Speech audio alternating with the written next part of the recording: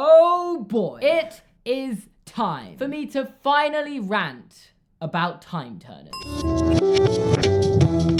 You don't understand how long I've wanted to make this video for, and I don't know why I waited, but here we are. I hate time turner. A magical item so convenient to not used accordingly, it makes liquid luck and veritaserum look overused. A plot device so unnecessary to the overall story that even J.K. Rowling admits it creates problems. And honestly, she puts it best herself. After all, if wizards could go back and undo problems, where were my future plots? And to be fair, you've got to give her some credit for admitting to her mistake, because that's exactly it. If you throw time travel into a series like this, the question becomes, why has it never been mentioned or used before? Like, apparently the Ministry of Magic has a collection of them in their Department of Mysteries, but when there's a serious crime, they don't use them. Because, you know, a human life isn't worth changing the past for. And then in spite of all that, a bright student at Hogwarts was granted special permission from the Ministry of Magic to be allowed to have one for an entire year. I'm sorry, I know the Ministry of Magic was a mess under Cornelius Fudge, but this is the worst of the worst. Could you imagine explaining this to someone who hasn't read the series? So yeah, there's this super powerful magical object that's entrusted by the government with a 14-year-old girl who had permission from her headmaster and her deputy headmaster at her school. But it's so powerful, we can't let the wizard police use it because, well, they can't be trusted. It just wouldn't make sense to them, and quite honestly, it's problematic. Or you'd think it is from that description, but matter of fact, the way time turners are used in the Harry Potter series is actually reasonably well done. They're only used in one of the books, and the way they're used creates a predestination paradox, which basically means time travel works in a closed loop. To explain it simply, when it's used by Harry and Hermione at the end of Prisoner of Azkaban, they were always predestined to travel back in time. And the versions of them who made the journey were there before they made the decision to go back. Therefore, they were only playing their part in shaping history as we already know it, rather than changing aspects of the past. Meaning, technically, if someone was to attempt to go back in time to stop Voldemort from killing someone, they would fail. Because if they already know he's killed someone, going back won't change what happened. And if they went back and succeeded in stopping him from killing someone, that person would never have been dead for them to know to go back to stop him. Sorry, that probably made no sense, and honestly, it just gives me a headache thinking about it, and quite frankly, that's why it's a paradox. And a paradox, by definition, is a problem. Kind of.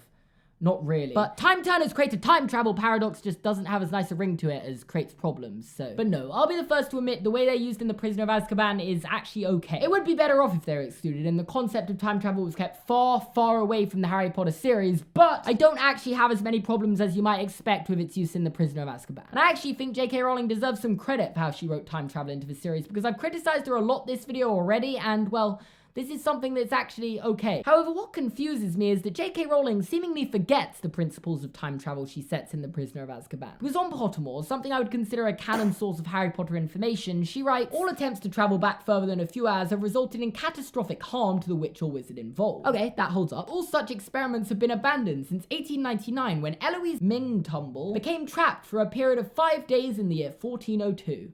Now we understand that her body had aged 5 centuries in its return to the present, and irreparably damaged, she died in St. Mungo's Hospital for medical maladies and injuries shortly after we managed to retrieve her. What is more, her 5 days in the distant past caused great disturbance to the life paths of all those she met, changing the course of their lives so dramatically that no fewer than 25 of their descendants vanished in the present, having been unborn. Okay, so I'm sure you can see why this short little story confuses me, which is why I want to talk to you, J.K. Rowling. Only you. In the books you wrote, you made it very clear you couldn't change the past by traveling back in time. You showed the future was already written and that time travel worked in a closed loop. I was literally just praising you for how you dealt with time travel well. But now you're claiming you can change the past? And as recently as 1899, there was a case of multiple people being unborn and the timeline being completely changed. Which is shockingly early because this is the year Dumbledore met Grindelwald, and that's an important event in the Harry Potter series. So I'm sorry, but are you telling me that everything that happened before Dumbledore met Grindelwald happened on a separate timeline? Because it sounds like that's what you're telling me. And I don't understand how you could have thought that fits with the canon of the books where you specifically avoid alternate timelines. Like, quite honestly, this story makes me question whether Pottermore's canon or not because it creates problems, which is something time turners continue to do in the Order of the Phoenix, where they're briefly mentioned as they're all destroyed in the Battle of the Department of Mysteries. As J.K. Rowling herself says, I smashed all remaining time turners during the battle in the Department of Mysteries, removing the possibility of reliving even short periods in the future. future. And I guess it's probably a little weird to have a problem with them being destroyed, because for most people this is probably a great moment as the horrible plot device is erased from the series in its entirety and can't continue creating plot holes. But for me it just didn't feel very satisfying and didn't resolve anything really. Like the fact you've confirmed devices like this exist in this world means they can be recreated whether they're all destroyed or not. And that for me is what creates the biggest problem of them all. Because if someone has succeeded in making them before, why has no one, specifically a dark wizard, tried to remake them? Because trust me, if you want to live forever, these are going to be just as important as Horcruxes, Voldy. Oh, you just destroyed my Horcrux? It would be a shame if someone stopped you from doing that, because I can turn back time now, and yeah, that didn't happen. Sorry, you never destroyed that Horcrux. I still sincerely believe if I was Voldemort, I'd have won. However, you don't even have to be powerful to obtain a time turner. Breaking into the Department of Mysteries was easy. Why doesn't someone just steal one? I'm sorry, but for me, destroying them doesn't remove the plot hole, because they still were there before that moment and still could have been used in multiple occasions before they were destroyed. And I personally would much rather had an explanation into the lore of time turners to resolve these plot holes rather than just destroying. Like, I know I just ranted about this Pottermore article, but at the end of it actually gives a pretty good explanation to why they're not used by the Ministry, and well, it would surprise most of the magical community to know that time turners are generally only used to solve the most trivial problems of time management, and never for greater or more important purposes, because as Saul Croker tells us,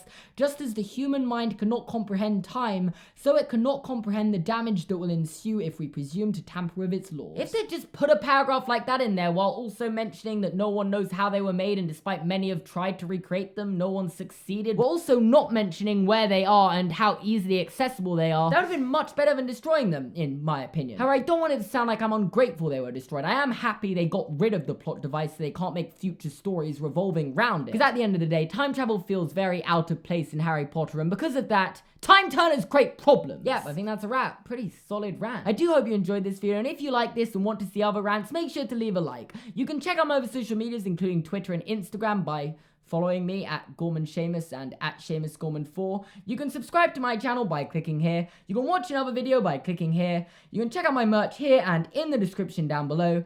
Thanks for watching, and I'll see you guys next time. You thought I was going to mention it, didn't you? But no, I don't break my promises.